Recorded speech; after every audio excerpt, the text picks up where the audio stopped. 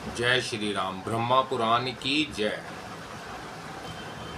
पोलतस्य अग्नि और रणमोचन नामक तीर्थों का महत्वमय। ब्रह्मा जी कहते हैं उसके आगे पोलतस्य तीर्थ है जो मनुष्यों को सब प्रकार की सिद्धि देने वाला है। मैं उसके प्रभाव का वर्णन करता हूँ। वह छिने हुए राज्य की भी प्राप्ति कराता है। विशर्वा मुनि के ज्येष्ठ पुत्र कुबेर जो ऋषि सिद्धि से संपन्न और उत्तर दिशा के स्वामी हैं, पहले लंका के राजा थे। उनके सौतेले भाई रावण, कुंभकर्ण और विभीषण बड़े बलवान थे। यद्यपि वह भी विश्वा के ही पुत्र थे, तथापि राक्षस पुत्री केकसी के गर्भ से उत्पन्न होने के कारण राक्षस कहलाते थे। वह तीनों भाई तपस्या करने के लिए वन में गए। वहां उन्होंने बड़ी भारी तपस्या की और मुझ से वरदान प्राप्त किया। तदंतर अपने मामा मारीच के तथा नाना और माता के कहने से रावण ने कुबेर से लंका की राजधानी अपने लिए मांगी। वह बात को लेकर दोनों भाइयों में भारी शत्रुता हो गई। फिर तो देवताओं और दानवों में भयंकर युद्ध हुआ। रावण ने अपने भाई कुबेर को युद्ध में हराकर पुष्पक विमान और लंकापुरी पर अधिकार जमा लिया तथा तीनों लोकों में घोषणा करा दी कि जो मेरे भाई को आश्रय देगा वह मेरे हाथ से मारा जाएगा। कुबेर को वही आश्रय न मिला। तब वह अपने पितामह पुलत्स्य के पास गए और उन्हें प्रणाम करके बोले, मेरे दुष्ट भ्राता ने मुझे लंका से निकाल दिया। बताइए अब क्या करूं? अब मेरे लिए देव अथवा तीर्थ ही आश्रय या शरण है। पौत्र की यह बात सुनकर पुलत्स्य ने कहा, बेटा तुम गोमती गंगा में जाकर भगवान शंकर की स्तुति करो। वहां गंगा के जल में रावण का प्रवेश नहीं हो सकता, अतः मेरे साथ वहीं चलकर कल्याणमयी सिद्धि प्राप्त करो। कुबेर ने बहुत अच्छा कहकर उनकी आज्ञा स्वीकार की और पत्नी, पिता, माता तथा वृद्ध महर्षि पुलत्स्य के साथ गोमती गंगा के तट पर गए। वहां गंगा में स्नान करके पवित्र हो कुबेर भोग मोक्ष के दाता देव देवेश्वर भगवान शिव की स्तुति करने लगे। शंभु, आप ही इस चराचर जगत के स्वामी है, दूसरा कोई नहीं। जो लोग आपकी भी अवहेलना करके मोहवश दृढ़ता करते हैं वह शोक के ही योग्य हैं। आप अपनी 8 मूर्तियों द्वारा संपूर्ण जगत का भरण पोषण करते हैं। आपकी आज्ञा से ही सब लोग चेष्टा करते हैं, तथापि विधान पुरुष ही आपकी महिमा को कुछ कुछ जान पाते हैं। अज्ञानी पुरुष आप पुरातन प्रभु को कभी नहीं जान सकता। एक दिन जगदम्बा पार्वती ने अपने शरीर के मैल से एक पुतला बनाकर रख दिया और परिहास में आपसे कहा, देव यह आपका शूरवीर पुत्र है। उस पर आपकी कृपा दृष्टि हुई और विघ्नों का राजा गणेश बन गया। अहो, महेश्वर की दृष्टि का कितना अद्भुत प्रभाव है। जब कामदेव भस्म हो गया और रति उसके लिए विलाप करने लगी, तब दयामती माता पार्वती ने आंसू बहाते हुए आपकी ओर देखकर कहा, भगवान इन बेचारों का दाम्पत्य सुख छीन गया। तब आपने उस पर भी कृपा की। कामदेव मनोभाव हो गया, वह रति की मनो भूमि में प्रकट हो गया। इस प्रकार उमा सहित महादेव जी की कृपा से रति ने पूर्ण सौभाग्य प्राप्त किया। इस प्रकार स्तुति करने पर भगवान शंकर कुबेर के सामने प्रकट हुए। उन्होंने वर मांगने के लिए कहा, किंतु हर्षातिरेक के कारण कुबेर के मुख से कोई बात नहीं निकली। इसी समय आकाशवाणी हुई। उसने मानो पुलत्स्य, विश्वा और कुबेर के हार्दिक अभिप्राय को जानकर यह कल्याणमय वचन कहा, भगवान यह लोग धन का प्रभुत्व प्राप्त करना चाहते हैं। इनके लिए भविष्य भूषा बन जाए।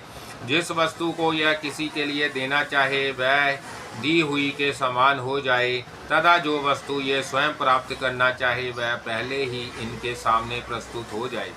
ये भगवान शंकर की आराधना करके इस बात की अभिलाषा रखते हैं कि हमारे शत्रु परास्त हो, दुख दूर हो जाए, दिक्पाल का पद प्राप्त हो, धन का प्रभुत्व मिले, अपरिमित दान शक्ति हो, साथ ही स्त्री और पुत्र का सुख भी बना रहे। कुबेर ने वह आकाशवाणी सुनकर त्रिशूलधारी भगवान शंकर से कहा, देव ऐसा ही हो। तथास्तु कहकर शिव ने उस देवी वाणी का अनुमोदन किया। इस प्रकार पुलत्स्य, विश्वा और कुबेर का वरदान से अभिनंदन करके भगवान शिव अंतर्धान हो गए।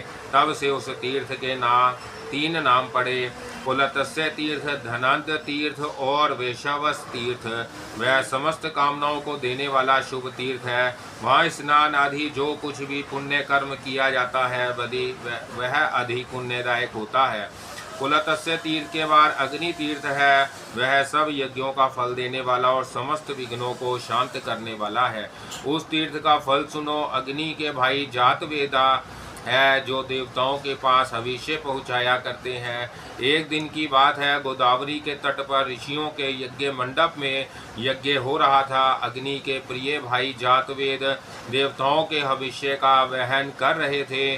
उसी समय दिति के बलवान पुत्र मधु ने प्रधान ऋषियों और देवताओं के देखते देखते जातवेदा को मार डाला। उनके मरने पर देवताओं को हविष्य मिलना बंद हो गया। इधर अपने प्रिय भाई जातवेदा के मारे जाने से अग्नि को बड़ा क्रोध हुआ।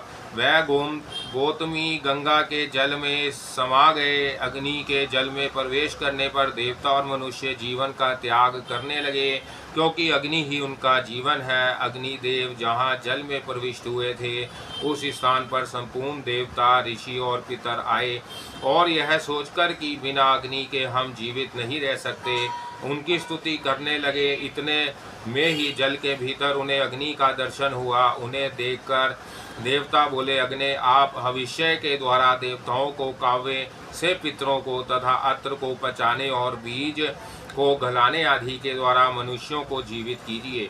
अग्नि ने उत्तर दिया, मेरा छोटा भाई जो इस कार्य में समर्थ था चला गया। आप लोगों का काम करने में जातवेद की जो गति हुई है वह मेरी भी हो सकती है, अतः मुझे आप लोगों के कार्य साधन में उत्साह नहीं है। तब देवताओं और ऋषियों ने सब प्रकार से अग्नि की प्रार्थना करते हुए कहा, हव्य वाहन, हम लोग आपको आयु कर्म करने में उत्साह और सर्वत्र व्यापक होने की शक्ति देते हैं, साथ ही प्रयाज और अनुजाय याज भी देंगे। देवताओं के आप ही श्रेष्ठ मुख होंगे, पहली आहुति आपको ही मिलेगी। आप जो द्रव्य हमें देंगे वही हम भोजन करेंगे। इस आश्वासन से अग्निदेव प्रसन्न हुए। उन्हें इस लोक और परलोक में व्यापक रहने की शक्ति प्राप्त हुई। वह सर्वत्र निर्भय हो गए। जातवेद, ब्रह्मा, द्रानु, सप्तऋषि, नील लोहित, जल गर्भ, शमी गर्भ और यज्ञ गर्भ, इन नामों से उन्हीं का बोध होने लगा। देवताओं ने अग्नि को जल से निकाला और जातवेद तथा अग्नि दोनों के पद पर उनका अभिषेक किया। कार्य सिद्ध होने पर देवता भी अपने स्थान को चले गए। तभी से वह स्थान वही तीर्थ कहलाता है। वहाँ 700 उत्तम तीर्थों का निवास है। जो जितात्मा पुरुष उन तीर्थों में स्नान और दान करता है, उसे अश्वमेध यज्ञ का पूरा फल प्राप्त होता है। वही देव तीर्थ, अग्नि तीर्थ और जातवेदस तीर्थ भी है। अग्नि द्वारा स्थापित अनेक वर्णों के शिवलिंग का भी वहाँ दर्शन होता है। उसके दर्शन से सब यज्ञों का फल प्राप्त होता है। उसके बाद रणमोचन नामक तीर्थ है, जिसके महत्वमय को वेद वेता पुरुष जानते हैं। नारद, मैं उसके स्वरूप को बतलाता हूँ, मन लगाकर सुनो। काशीवान का ज्येष्ठ पुत्र पृथु श्रवा था। वह वैराग्य के कारण ना तो विवाह करता था और ना अग्निहोत्र ही। काशीवान का कनिष्ठ पुत्र भी विवाह के योग्य हो गया था, तो भी उसने परिवीति होने के भय से विवाह और अग्निहोत्र नहीं किए। तब पितरों ने काशीवान के दोनों पुत्रों से पृथक पृथक कहा, तुम देव रण, ऋषि रण और पितृ रण से मुक्त होने के लिए विवाह करो। ज्येष्ठ पुत्र ने कहा, नहीं, कैसा रण और कौन उससे मुक्त होता है। छोटे पुत्र ने उत्तर दिया, बड़े भाई के अविवाहित रहते मेरा विवाह करना उचित नहीं है, अन्यथा परिवीति होने का भय है। तब पितरों ने उन दोनों से कहा, तुम लोग गौतमी गंगा में जाकर स्नान करो। गौतमी का स्नान सब मनोरथों को सिद्ध करने वाला है। गौतमी गंगा तीनों लोकों को पवित्र करने वाली है। उनके जल में श्रद्धा पूर्वक स्नान और तर्पण करो। गौतमी का दर्शन, वंदन और ध्यान करने से वह समस्त कामनाएं पूर्ण करती हैं। वहाँ स्नान करने के लिए कोई देश, काल और जाति आदि का नियम नहीं है। गौतमी में स्नान करने से बड़े भाई पर कोई ऋण नहीं रहता और छोटा भाई परिवीति नहीं होता। पितरों के आदेश से काशीवान का ज्येष्ठ पुत्र पृथुश्रवा गौतमी में स्नान और तर्पण करके तीनों रणों से मुक्त हो गया। तब से वह तीर्थ रणमोचन कहलाता है। वहाँ स्नान और दान करने से रणवान मनुष्य श्रोत समर्थ तथा अन्य रणों से भी मुक्त होकर सुखी होता है।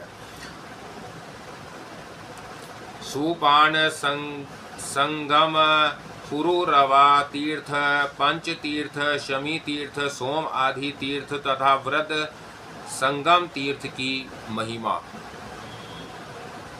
ब्रह्मा जी कहते हैं इसके बाद सुपान संगम तथा काद्रवा संगम नामक तीर्थ है, जहाँ भगवान महेश्वर गंगा के तट पर स्थित है। वही अग्नि कुंड, रुद्र कुंड, विष्णु कुंड, सूर्य कुंड, सोम कुंड, ब्रह्मा कुंड, कुमार कुंड तथा वरुण कुंड भी है। उस स्थान पर अप्सरा नाम की नदी गोमती गंगा में मिली है। उस तीर्थ के स्मरण मात्र से मनुष्य कृतकृत्य हो जाता है।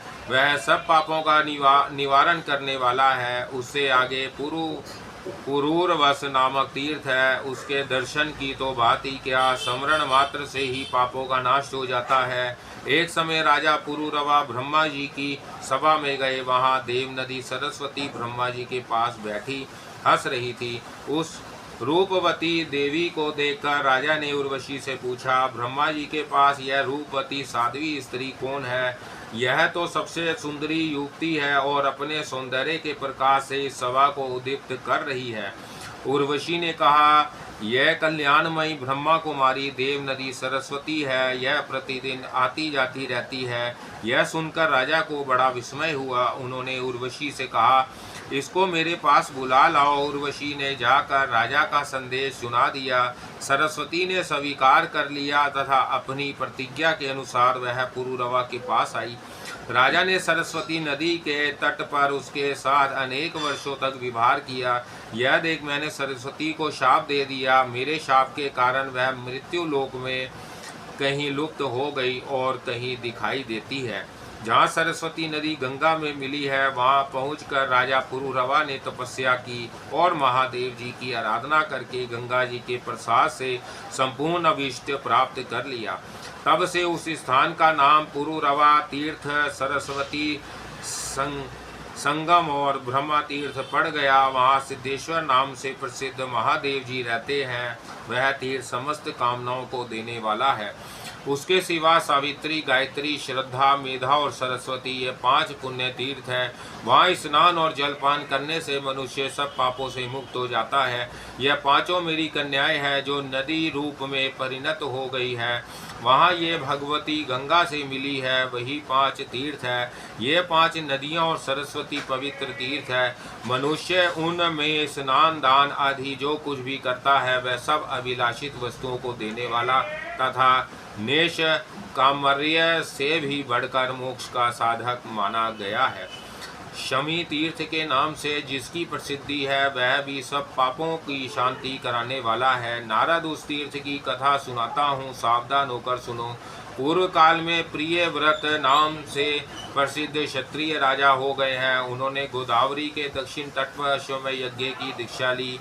उस यज्ञ के पुरोहित हुए वशिष्ठ जी। एक दिन उस यज्ञ में हिरण्यक नाम का दानव आया। महर्षि वशिष्ठ ने अपने ब्रह्मादंड से सब दैत्यों को मार भगाया। तदंतर पुनः यज्ञ आरंभ हुआ। दैत्य अपनी सेना के साथ भाग खड़ा हुआ। वहाँ निमांकित तीर्थ ने अश्वमेध यज्ञ के फल दिए। शमी तीर्थ, विष्णु तीर्थ, अर्क तीर्थ, शिव तीर्थ, सोम तीर्थ और वशिष्ठ तीर्थ। यज्ञ समाप्त होने पर देवताओं और ऋषियों ने वशिष्ठ और प्रियव्रत से कहा, इन तीर्थों ने अश्वमेध यज्ञ का फल दिया है, अतः इनमें स्नान दान करने से मनुष्य अश्वमेध यज्ञ का पुण्य फल प्राप्त करेगा।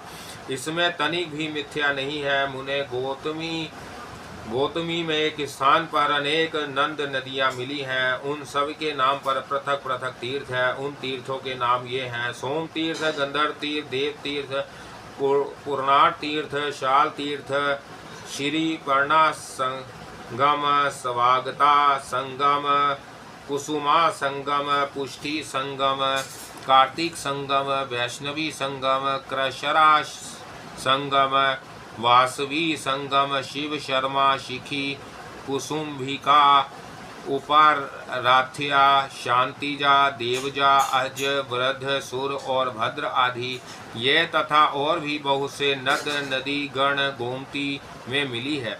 पृथ्वी पर जितने तीर्थ हैं वह सभी देवगिरी पर आए थे। फिर वह ही क्रमशः गंगा में आ मिले। कोई नदी रूप में था और कोई नद रूप में। किसी का रूप सरोवर के आकार में था और किसी का स्तोत्र के आकार में। वह ही सब तीर्थ पृथक पृथक विख्यात हुए। उन सब में किया हुआ स्नान, जप, होम, पितृ तर्पण आदि कर्म समस्त कामनाओं की पूर्ति करने वाला और मुक्तिदायक माना गया है। जो इनके नामों का पाठ अथवा स्मरण करता है वह सब पापों से मुक्त हो भगवान विष्णु के धाम में जाता है। वृद्धा संगम नामक एक प्रसिद्ध तीर्थ है जहाँ बृहदेश्वर नामक शिव का निवास है। उस तीर्थ की कथा सब पापों का नाश करने वाली है। पूर्व काल में एक महातपस्वी मुनि थे, उनका नाम वृद्ध गौतम था। वह जब बालक थे तब किसी तरह पिता ने उनका यज्ञोपवीत मात्र कर दिया। इसके बाद वह बाहर भ्रमण करने को चले गए। उन्हें केवल गायत्री मंत्र याद था। वह वेदों का अध्ययन और शास्त्रों का अभ्यास नहीं कर सके, केवल गायत्री का जप और अग्निहोत्र नियम पूर्वक कर लेते थे। इतने से ही उनका ब्रह्मा तत्व सुरक्षित था। विधि पूर्वक अग्नि की उपासना और गायत्री जप करने से उनकी आयु बहुत बढ़ गई। क्यों भी उनकी अवस्था अधिक हो चुकी थी, किंतु विवाह ना हो सका। कोई उन्हें कन्या देने वाला नहीं मिला। गौतम भित्र भित्र तीर्थों, वनों और पवित्र आश्रमों में भ्रमण करते रहे। घूमते घूमते शीतगिरी पर चले गए और वहीं रहने लगे। वहाँ उन्होंने एक रमणीय गुफा देखी जो लताओं और वृक्षों से घिरी हुई थी। उसमें एक अत्यंत दुर्बल वृद्ध तपस्विनी रहती थी। उसके सब अंग स्थिर हो गए थे। वह वीतरागा ब्रह्मचारिणी थी और एकांत में रहा करती थी। उसे देख मुनि श्रेष्ठ गौतम नमस्कार के लिए खड़े हो गए। तब वृद्धा ने कहा, आप मेरे गुरु होंगे, अतः मुझे प्रणाम ना करें। जिसे गुरु नमस्कार करता है उसकी आयु, विद्या, धन, कीर्तन, धर्म और स्वर्ग आदि सब नष्ट हो जाते हैं। यह सुनकर गौतम बड़े आश्चर्य में पड़े। वह हाथ जोड़कर बोले, तुम वृद्धा तपस्विनी हो, गुणों में भी मुझसे बड़ी चढ़ी हो। मैं बहुत कम पढ़ा लिखा और अवस्था में भी छोटा हूँ, फिर तुम्हारा गुरु कैसे हो सकता हूँ। वृद्धा ने कहा, अरिष्टिशेन के लिए पुत्र ऋषध्वज थे। वह बड़े गुणवान, बुद्धिमान, शूरवीर तथा क्षत्रिय धर्म में तत्पर रहने वाले थे। एक दिन वह शिकार खेलने के लिए वन में आए और इसी गुफा में आकर विश्वास करने लगे, जहाँ उन पर एक सुंदरी अप्सरा की दृष्टि पड़ी। उसका नाम सुषैमा था। वह गंधर्व राज की कन्या थी। राजा ने भी उसे देखा। दोनों के मन में एक दूसरे से मिलने की इच्छा हुई। ऋतध्वज ने सुषयामा के साथ विवाह किया। भोगेच्छा निवृत्त होने पर राजा उसकी अनुमति ले अपने घर चले गए।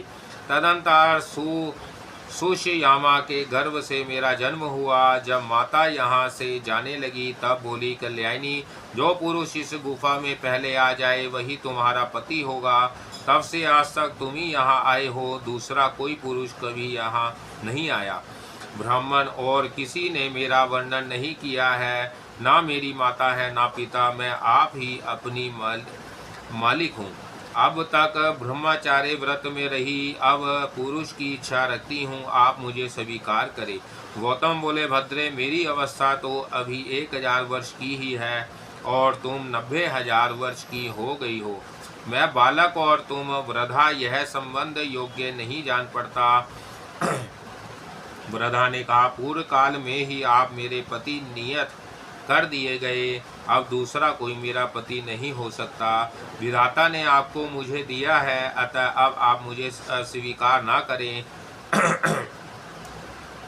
मुझ में कोई दोष नहीं है, मैं आप में भक्ति रखती हूँ। तब भी यदि आप मुझे ग्रहण करना नहीं चाहते तो आपके देखते देखते अभी अपने प्राण त्याग दूंगी।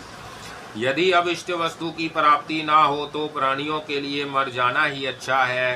प्रेमी जन के परित्याग से जो पातक लगता है उसका अंत नहीं है। वृद्धा की बात सुनकर गौतम ने कहा, मुझ में ना तपस्या है ना विधा, मैं कुरूप और निर्धन हूँ, अतः तुम्हारे लिए योग्य वर नहीं हो सकता। पहले सुंदर रूप और उत्तम विधा की प्राप्ति करके मुझे तुम्हारी बात माननी चाहिए। वृद्धा ने कहा, ब्राह्मण, मैंने अपनी तपस्या से सरस्वती देवी को संतुष्ट किया है, साथ ही रूप देने वाले अग्नि भी मुझ पर प्रसन्न है, अतः वागीश्वर देवी आपको विधा देगी और रूपवान अग्निदेव रूप प्रदान करेंगे। यूँ कहकर वृद्धा ने सरस्वती और अग्नि की प्रार्थना करके गौतम को विधान और स्वरूपवान बना दिया। तब उन्होंने बड़ी प्रसन्नता के साथ वृद्धा को अपनी पत्नी बनाया और कितने ही वर्षों तक उसके साथ विवाह किया। एक दिन वशिष्ठ और वामदेव आदि महर्षि पुण्य तीर्थ में भ्रमण करते हुए उस गुफा में आए। गौतम और उनकी पत्नी ने वहां आए हुए ऋषि मुनियों का विधिवत स्वागत सत्कार किया। उनमें से कुछ लोगों ने गौतम का उपहास करते हुए पूछा, बूढ़ी माँ, यह तो बताओ, यह गौतम तुम्हारे पुत्र लगते हैं या पोते? कल्याणी, सच सच बताना। वृद्धा पुरुष के लिए युवती स्त्री विष के समान है और वृद्धा स्त्री के लिए युवा पुरुष अमृत के समान है। प्रिय और अप्रिय का संयोग हमने दीर्घ काल के पश्चात यही देखा है। गौतम और उनकी पत्नी दोनों इस परिहास को सुनकर चुप रह गए। आतिथ्य ग्रहण करके सब महर्षि चले गए। उनकी बातों को याद करके यह दोनों दंपति बहुत दुखी हुए। एक दिन स्त्री सहित गौतम ने मुनिवर अगस्त्य जी से पूछा, महर्षि, कौन सा देश या तीर्थ ऐसा है जहाँ जाने से कल्याण की प्राप्ति होती है? अगस्त्य ने कहा, ब्राह्मण, मैंने मुनियों के मुख से सुना है, गोदावरी नदी में स्नान करने से सब कामनाएं पूर्ण होती हैं। अगस्त्य की यह बात सुनकर गौतम उस वृद्धा के साथ गौतमी तट पर गए और कठोर तपस्या करने लगे। उन्होंने भगवान शंकर और विष्णु का स्तवन किया तथा पत्नी के लिए गंगा जी को भी संतुष्ट किया। गौतम बोले, शिव, जिनका हृदय व्यवस्थित है, ऐसे पुरुषों के लिए संसार में पार्वती सहित आप ही शरण है।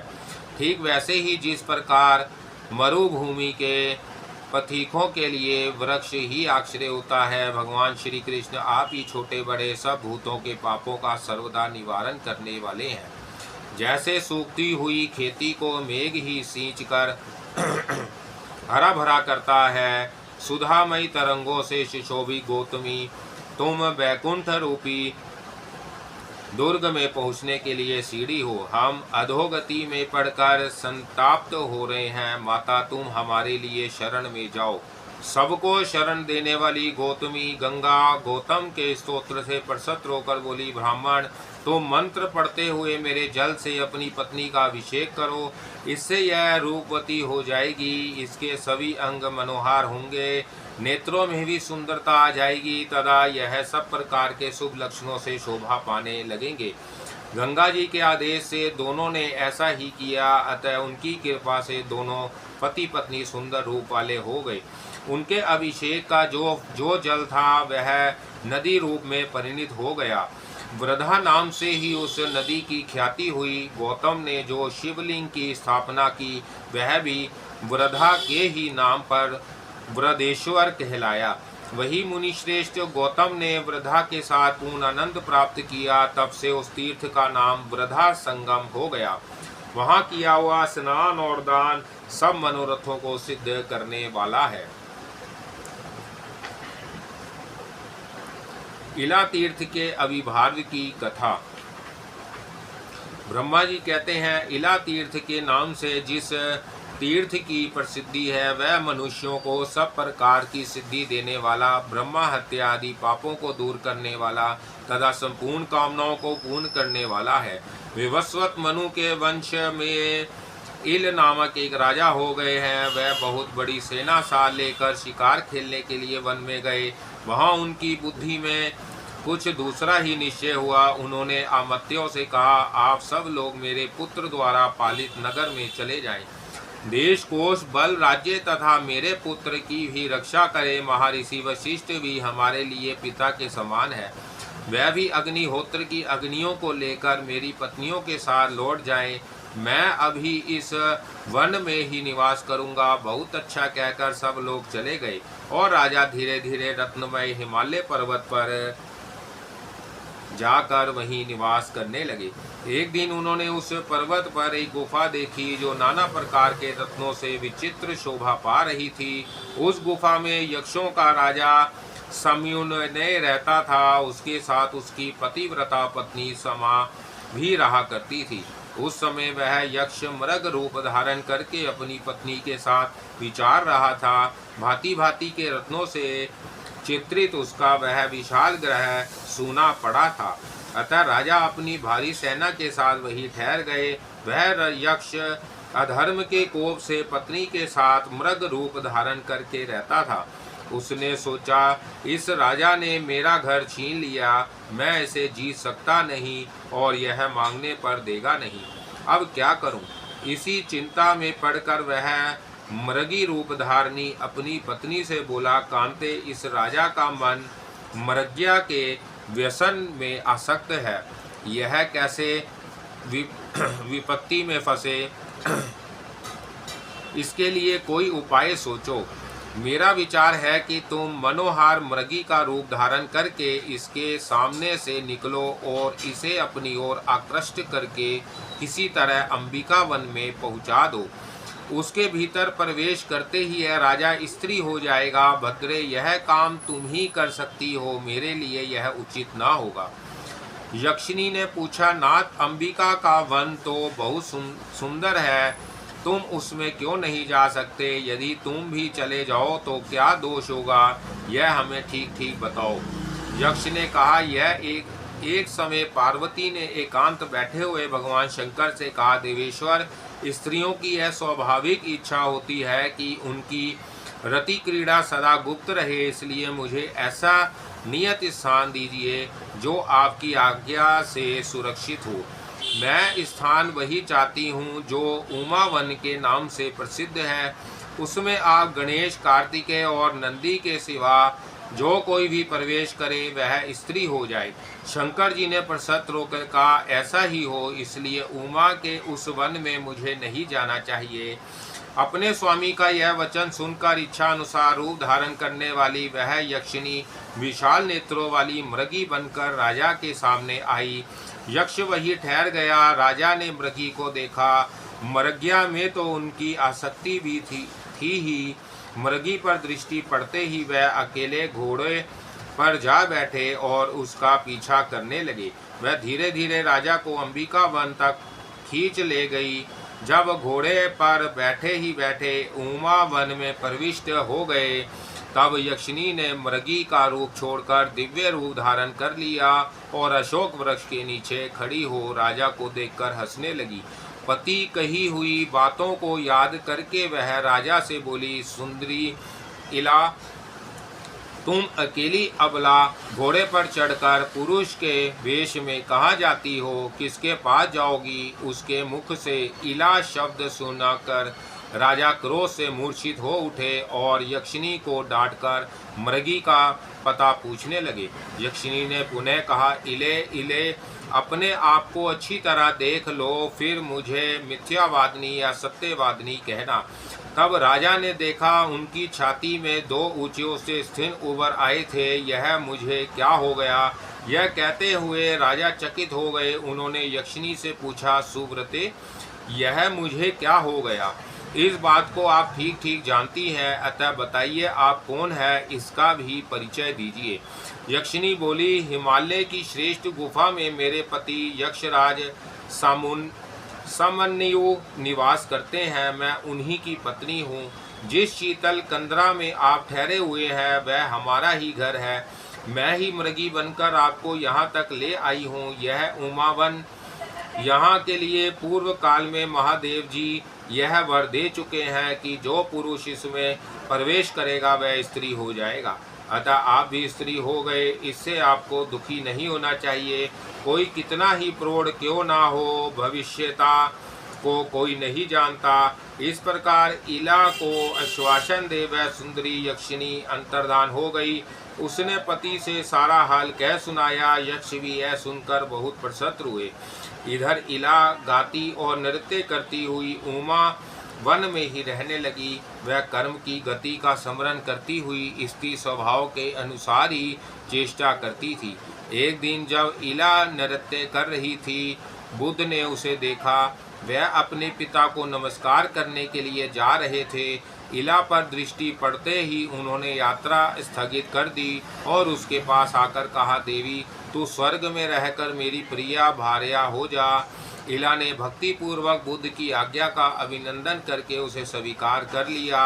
बुद्ध अपने उत्तम स्थान पर ले जाकर इला के साथ प्रेम पूर्वक व्यवहार करने लगे। उसने भी सब प्रकार की सेवाओं से पति को संतुष्ट किया। इस प्रकार बहुत समय व्यतीत हो जाने पर बुद्ध ने प्रसन्न हो अपनी प्रिया से कहा, कल्याणी, मैं तुझे क्या दूं? मेरे मन में जो प्रिय वस्तु हो उसे मांग ले। इला सहसा बोल उठी, पुत्र दीजिए। बुद्ध ने कहा, यह मेरा वीर अमोघ तथा प्रेम से प्रकट हुआ है, अतः तेरे गर्भ से विश्वविख्यात क्षत्रिय पुत्र उत्पन्न होगा। उससे चंद्रवंश की वृद्धि होगी। वह तेज में सूर्य, बुद्धि में बृहस्पति, क्षमा में पृथ्वी, युद्ध संबंधी पराक्रम में भगवान विष्णु तथा क्रोध में अग्नि के समान होगा। समय आने पर महात्मा बुद्ध का पुत्र उत्पन्न हुआ। उस समय देवलोक में सब और जय जयकार का शब्द गूंज उठा। उसके जन्मोत्सव में सभी प्रधान देवता आए। मैं भी बड़ी प्रसन्नता के साथ उसमें सम्मिलित हुआ। वह बालक जन्म लेते ही उच्च स्वर से रोया था, अतः वहाँ एकाग्रचित हुए देवताओं तथा ऋषियों ने एक दूसरे से कहा, इस बालक ने पुरुरव किया है, अतः इसका नाम पुरुरवा होना चाहिए। सबने संतुष्ट होकर यही नाम रखा। तदंतर बुद्ध ने अपने पुत्र को क्षत्रियोचित विधा पढ़ाई और प्रयोग सहित धनुर्वेद का ज्ञान कराया।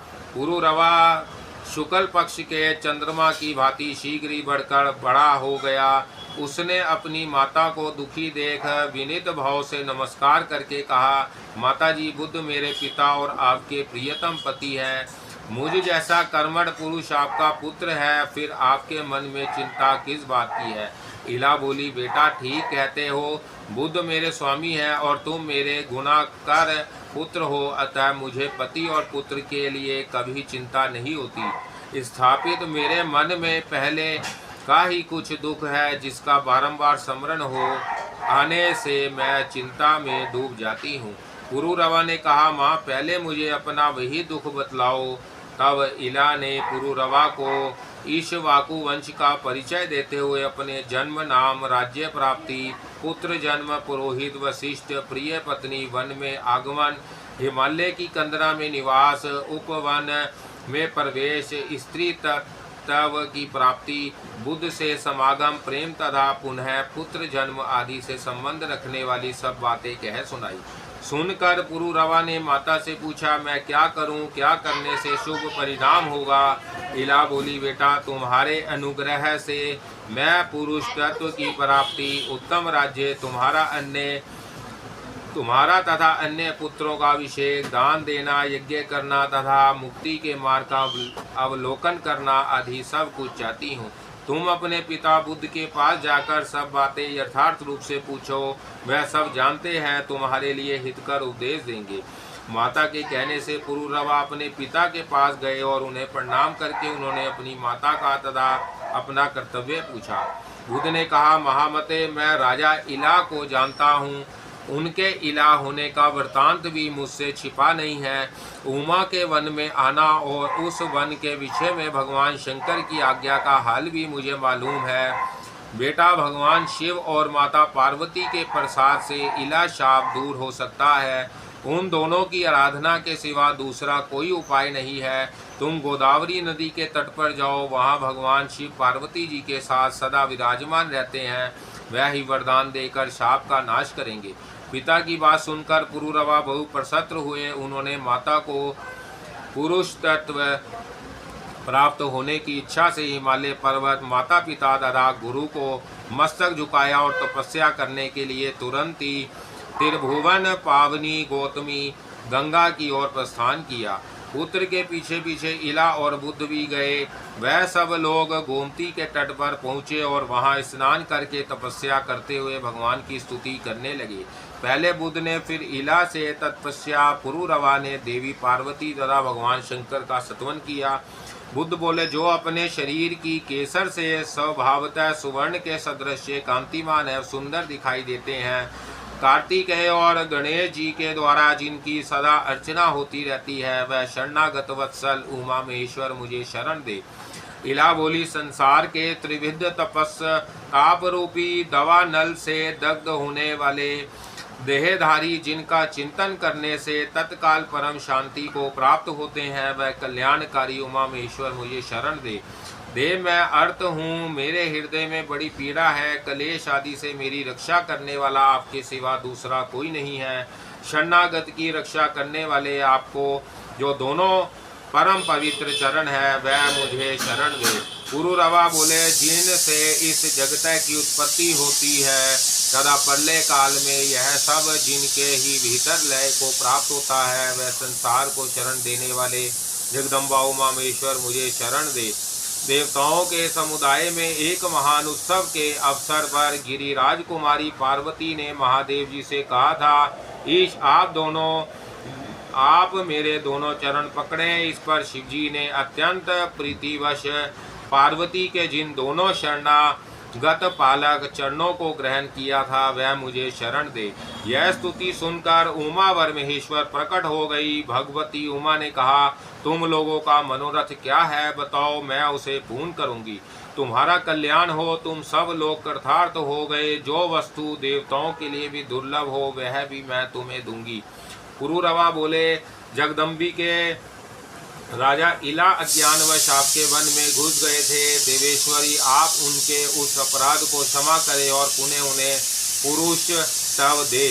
पार्वती ने भगवान शंकर की सम्मति के अनुसार तथास्तु कहकर उन सब की प्रार्थना स्वीकार की। इसके बाद शिवजी जी ने कहा, राजा इल गौतमी गंगा में स्नान करने मात्र से पुरुष हो जाएंगे। तब बुद्ध की पत्नी इला ने गंगा में स्नान किया। स्नान के पश्चात इला के शरीर से जो जल छू रहा था, उसके साथ उसके नारी जनोचित सौंदर्य, नृत्य और संगीत भी गंगा की धारा में मिल गए। वह ही नृत्य गीता और सौभाग्य नाम की नदियों के रूप में परिणत हुए। वह नदियां भी गंगा में आ मिली। इससे वहाँ 3 पवित्र संगम हो गए।